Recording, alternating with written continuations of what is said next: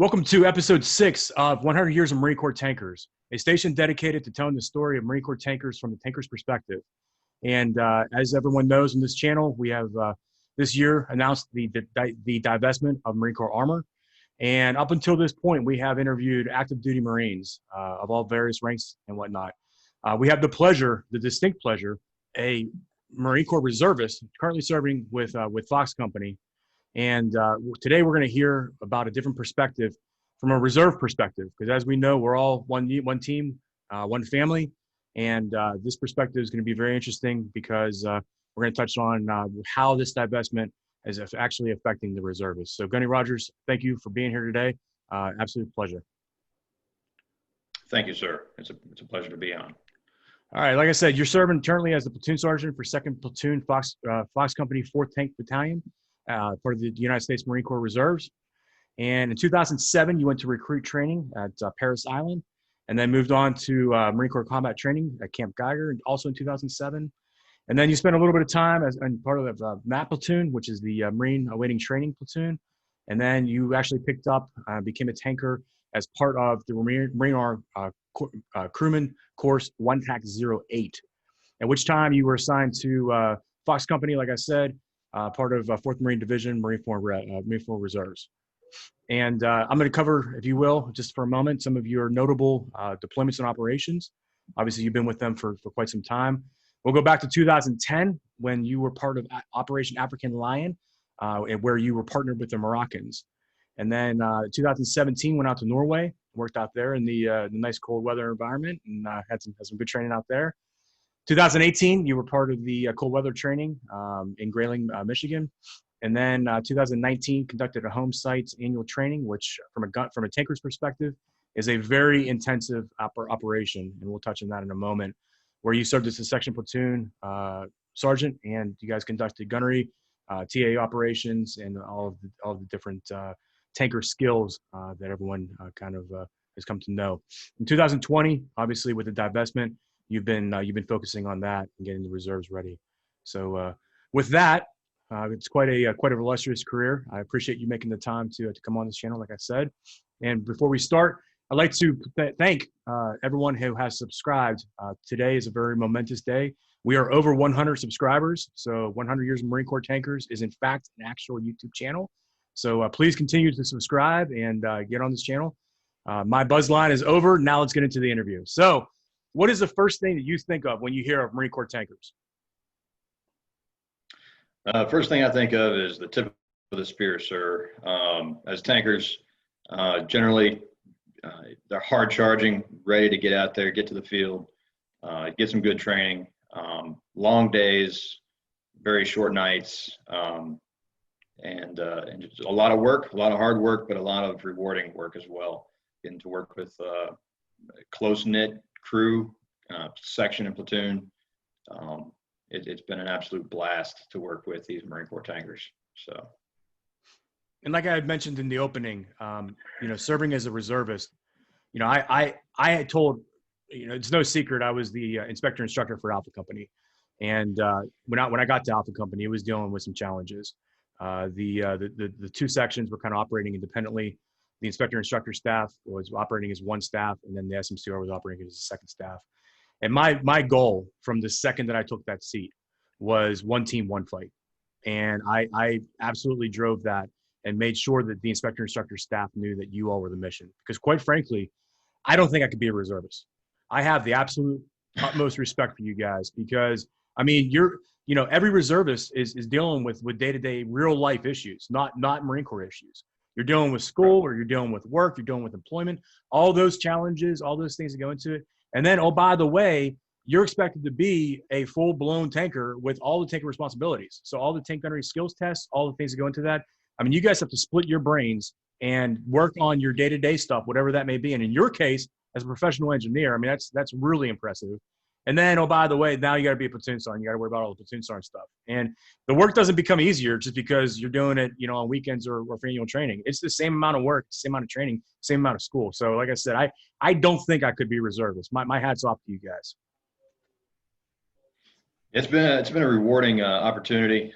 Definitely working with Fox Company specifically, but yeah, speaking from the reserve side, like you said, it is that kind of dual hatting, and the higher up in the rank structure you get, the more that responsibility requires additional time outside of drills, and so it certainly is a commitment.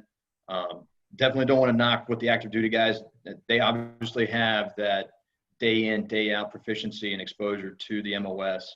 But I've seen these reserve tankers that I've worked with bring their A game. There might be that first day knocking the rust off, getting back into the Marine Corps mindset, but after that, it's usually we're locked and loaded, ready to roll. So it's been a good tour. Yeah, that's awesome. So what made you want to be a Marine or a Marine tanker? Well, as far as being a Marine, going back, finished up high school and definitely wanted to be a Marine. And as far as going into the reserve, I had already sort of started a career path into the engineering field, just starting out as a CAD tech for a local firm. And so I knew that's what I kind of wanted to do with my life, but I also wanted to have that Marine Corps experience as well. So my dad, he was a prior enlisted Marine as well. He spent 10 years with the Corps, so I had a little bit of influence there as well. So I have to credit him. But I definitely want to be a Marine. And then when it came up to what options were available in my state, which North Carolina, tanks was one of the ones, and that seemed to be like an awesome MOS to go after. Get paid to shoot the big bullets and drive this 70-ton behemoth around. As a young 19-year-old, that definitely sounded appealing to me. So that's why I selected that option. And so. No, that's great, and we're certainly glad that you did. And like I said, it's been a heck of a career, one to be very proud of, and thank you. So talk about the challenges of the SMCR. Like I already kind of alluded to, it's you kind of have to split your brain because you do have your day-to-day responsibilities that are, real life. But what specifically makes a Marine Corps tanker, especially a reservist, successful? Yeah, so for the reserve, just in general, obviously you've already hit on it. The just splitting between our regular civilian life and then continuing with our military career. One of the things that we have to continually tell our Marines is that they need to get their PME done. That's one of the big pushes across the Marine Corps, but even in the reserve. And so that you do get points for any PME outside of drills, but as far as maintaining that proficiency, like coming back and busting the rust off every month. And then granted, not every month that we come to drill do we have actual tank time. A lot of times we're just taking care of the administrative annual stuff that every unit has to deal with, whether it be rifle range, back when we did gas chamber, all that good stuff. And then the actual time on the tanks, that time is very precious. The time that we're on deck, getting out to the ramp, getting some PMCS in on the tanks, because often the tanks, the I&I staff definitely do an outstanding job keeping the tanks up and going and keeping the parts coming in and the tanks running. But having the manpower on deck to actually do the PMCS to make sure the tanks are in operational condition, that's one thing that we try to maintain throughout the year, especially as we prepare for gunneries and AT, and we try to work in field exercises during drill weekends as well. Additionally, as tanks, I'm sure this is across the board throughout the battalion, but companies have to come in and do at least a week's worth of drills all at one time to get that gunnery in. And for a lot of Marines, especially if they're in school, it's usually during the spring we shoot gunnery, and that, unless it lines up with spring break, which that's awesome. That's awesome if it happens, but not for everybody. So making sure that we can deconflict those things ahead of time, communicating with jobs and employers, and then of course keeping the families involved. So. No, that's a great answer, and I'm going to clean up some of the acronyms real quick here. So PME for the civilians that are watching this is professional military education, and what's important to note of that is The reservists have exactly the same requirements as far as education, training, annual training, all of the requirements that active duty Marines have. Yeah. The reservists have the exact same ones. There's very little, if any, exemptions for reservists. And what that means is, in my opinion, having spent a lot of time with the SMCR, you all are some of the hardest working Marines. And we, the theme of this channel up until this point has been, hey, everyone knows Marine Corps Tanker is badass. Marine Corps Tankers are hardworking, but when you look at the reservists, you guys take that to a whole new level, because the things that we can do in a week, you guys have to accomplish in a day, and you do. Yeah. That's the most amazing part about it, is you do. You get the work done. You are current. You're active, and I'll tell a story, and I might be messing with some folks here right now, but I'm gonna tell it anyway. So we ripped with the reserve company out in Iraq, and as an active duty unit, we actually allocated about 2 weeks where we thought we were gonna have to take the tanks, get the gun books together, fix everything that's broken on them, and get everything in order. And we allocated essentially 2 weeks, because we were replacing a reserve unit. We get out there, and that stuff was wired tight. I mean, the gun books were up to date. The tanks were clean. They were well maintained. All the ammunition was stored properly. All the load plans were fantastic. I mean, it was absolute professionalism. And that is, what my first experience with reservists, and that has been true all along. You guys are the utmost professionals, and it's truly impressive to see the amount of work that you guys do in a 48-hour period. I mean, it's phenomenal. So moving on, the divestment of Marine Corps armor, how is it affecting the reservists in particular? So the divestment, we're trying to get everybody transferred to where they need to go. As far as the effect, obviously nobody's really happy about it. We all love being tankers. But at the end of the day, the Marine Corps says, and we have to step. So, for us, we haven't been able to actually meet in person since January. We shot gunnery in January, and because of the COVID, we've been doing online stuff. And so we haven't even seen our tanks since January, and they are gone. I know you talked with Master Guns Formella last time, and he talked about our tanks being on that train. And so they're gone. So we're just trying to work through the administrative piece. Small unit leadership is definitely key here, making sure that we are keeping our reporting up. We've got the transfer team coming out in the next couple months to make sure that the Marines are taken care of, that they know all their options moving forward. Several of the guys trying to transfer to the Army to keep going with tanks, hopefully improve even the professionalism there, and carry over that tanker legacy that they've obtained and carry forward. Other Marines, they're taking this opportunity to explore other options within the Marine Corps and go outside of the tanker MOS and try to just and thrive in that regard. So, yeah, I mean, it's important. We've talked about multiple times already in the last few episodes, the pain and really just the fact that it's affecting the entire community. It's affecting everybody, and you all are absolutely part of the community, and it's affecting you all just as hard, if not harder than us. For the Marines, for the reservists, love you guys, and just keep doing what you're doing, and we'll all get through this together. We'll all get through as a family. So I know when we kind of talked earlier, you wanted to bring out some of the names, some of the leaders that have been influential and important to you. And your list is very long, and it should be. And some of the names on there are just true powerhouses. So I'm gonna try to craft this next question to give you an opportunity to bring some of those folks in here. So, how did your experience as a tanker assist in your pursuit of working as a professional engineer? And I guess first, maybe you could talk about what is a professional engineer and kind of your pathway to get there, because I know what it is, and I'm sure that a lot of the audience does, but for those who don't, I mean, PE that's really a heck of an accomplishment. I mean, it's the pinnacle of being an engineer, and it's very difficult to get there. So I guess the question would be, what leaders kind of shaped you in the fashion that you got here, and your experience as a tanker? How has it influenced the success in the civilian world that you've reached up to this point? That's a good question.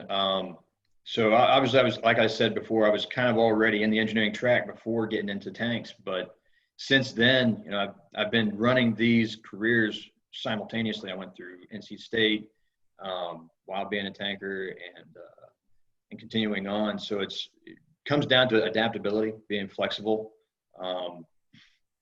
Some of the leaders that I've worked with, Top Henson, Will Henson, he was our tank leader a few years ago. And one thing he always said was inspect what you expect.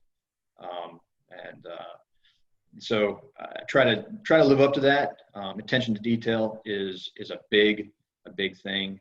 We know that being tankers, the smallest thing that goes wrong on a tank can really deadline you. So as an engineer, as a professional engineer, I'm working the civil engineering field. My particular specialty is in stormwater. So they're not really related to tanks per se, but attention to detail is probably one of the biggest things that goes forward with all professions. But I think that's one of the things that's really influenced my ability to be an effective engineer as well as an effective tanker, and carrying forward those leadership traits. Absolutely. So but the next question I'm going to ask is similar. We'll try to pull out some of more of your experiences. What skills did the Marine Corps provide to you that have shaped who you are today? Certainly leadership. Being able to work with Marines, being a platoon sergeant, you're in charge of the training and the well-being of the 14 Marines under your charge, unless there's additionals. I think I had 15 at one time. But making sure that they're taken care of, that the troop welfare is maintained, that they receive the training that they need.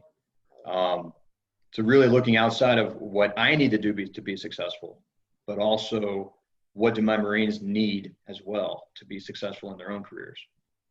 So really just looking out for my fellow Marines and those whom I'm serving and leading, so that they can be successful in their careers, either as tankers, as Marines, but also in their professional lives. I've got a lot of guys that are in school, a lot of guys that are working, day laborers, some that are professionals, law enforcement. So there's a wide variety of backgrounds that come together to make this machine move. And being in charge of that and leading these guys, it's certainly a rewarding experience. Thank you.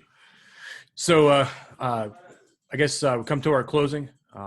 What parting comments do you have? What words of advice do you have for some of the folks that are kind of dealing with this and struggling? Because I know that this has affected a lot of different people a lot of different ways. And part of this channel, the reason we're doing this is one, to honor those leaders and those folks, and certainly folks like yourself that have dedicated almost your entire adult life to serving this community and this field. But this year, as this announcement came down, certainly some of the Marines are affected a lot of different ways. Right. As a platoon sergeant, talking to those Marines, what message do you want to put out there? I would say stay flexible and stay teachable. Be ready to learn the next thing. A lot of guys, the tanks might not have been their end goal anyway. They might have been wanting to try to go to something else. So this is their opportunity to do that. And for those who wanted to stay in tanks, this is what it is. We can't change it, but we can certainly make the best of it and either try to find the next thing, try to stay in the community by switching over to the Army, but just stay flexible, stay teachable, and be ready to train to the next thing. Ultimately, same team, same fight, like you've already mentioned. So just being ready for that next thing. No, it's a great answer. Yeah, I appreciate that. I'm going to take a minute and take a plug just to all the reservists. It was an absolute honor being able to be part of your cloth and be rolled into Alpha Company and also in the Battalion ATs. And you truly are a special breed. And, certainly we are here, we're all one team, one fight. That is not just a motto. That is something that I truly live by. if anybody needs anything, obviously, I know Gunny and I are both here. Reach us out anyway. Additionally, if any other reservists, I think Captain Rothrock's going to come on here next or at some point. So I will have some of the folks that are able to speak from some of the other reserve companies. But I absolutely thank you for your time. I know you're a very busy man, and this has been fun. This has been absolutely fun. And like I said, we hit 100 subscribers. So all those subscribers, thank you very much. Please continue to subscribe. This station is what it is, and I think we're getting the message out there, and it's folks like you that take the time to dedicate and tell your story that really make it special. So, Gunny, thank you very much. Any parting comments? Semper Fi, Semper Tanks. Hurrah! All right, brother. I appreciate it.